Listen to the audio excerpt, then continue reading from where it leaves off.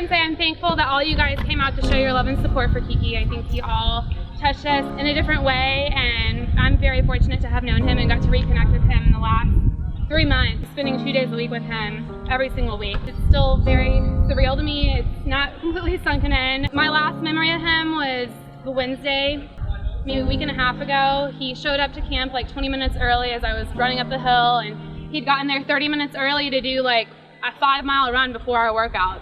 He definitely was a motivator amongst all of us, for sure. Every smiling competitor. Yeah, oh yeah. Always high-fiving, always so sweet, always so kind.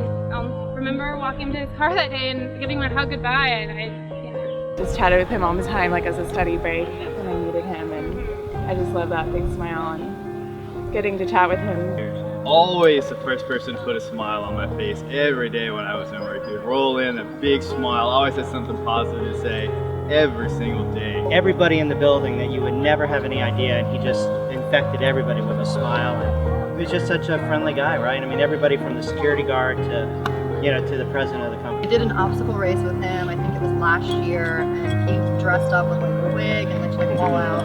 And he was so much fun, and I was of course like lagging last person, and he like waited up for me and greeted me. And then I ran into him a couple times downtown, and he was always my dance partner. He was just like so much fun to meet up. Every single morning he would come by and ask you, he would say good morning first. He made sure he said good morning to everybody. Yeah.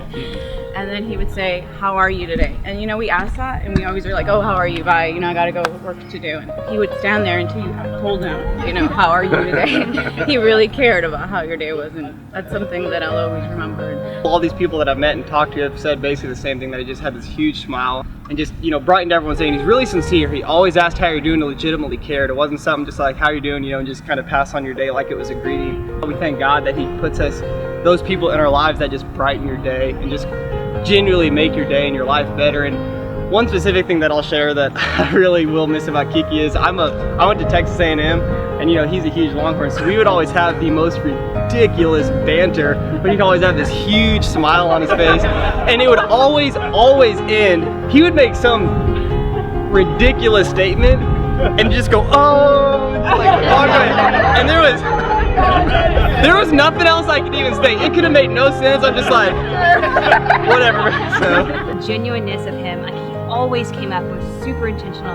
How are you? Hi, like super nice, like sparkle in his eyes, just like, and you're just kind of captivated by him. Just like, hi, I'm so good. How are you? And like, yes, life is good. I got married almost exactly a year ago, and Kiki was one of my groomsmen, and I mean, he just supported me so well leading up to that in so many ways, and throughout this first year it's just been a rough year. My mom passed, and he like wrote just the nicest card to us, and was really indispensable in the way God used him to uphold us throughout that time. But we had kind of a country-ish wedding, and so all the groomsmen had to wear cowboy boots, and so Kiki had cowboy boots on, and she wanted him to wear a cowboy hat too, but I wouldn't let her do that to him.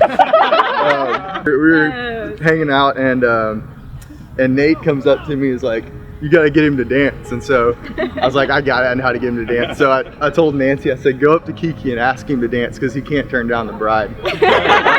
So probably the only time you would ever see Kiki in cowboy boots two-stepping. You're welcome. I'll tell you one last story, and I recently took him with me to Atlanta on a business trip. I was speaking, and so he was excited. This is a big business trip, you know. And he must have went shopping. I don't know where he went shopping, but he went and bought all his clothes.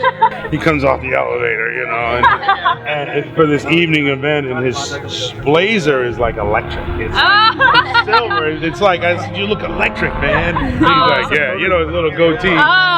This electric blazer on. So every day he had a new outfit on. I was really proud of him. He's great, man. He definitely had a purpose. You know, he had a purpose. He was just reassuring everyone. Oh yeah. Like I was throwing a birthday party for her, and he couldn't make it. He's like, hey man, can I talk to you? And I felt like it was something really serious. He's like, I'm really sorry, but I can't be there. I'm so sorry. Yeah. My brother's in town. I'm like, it's okay, man. Oh, he's awesome. He was awesome. He would have loved. He's invited me to come work out with him for years. You know, come MJ, come. No, Kiki, I can't do what you do, brother. Come on, MJ.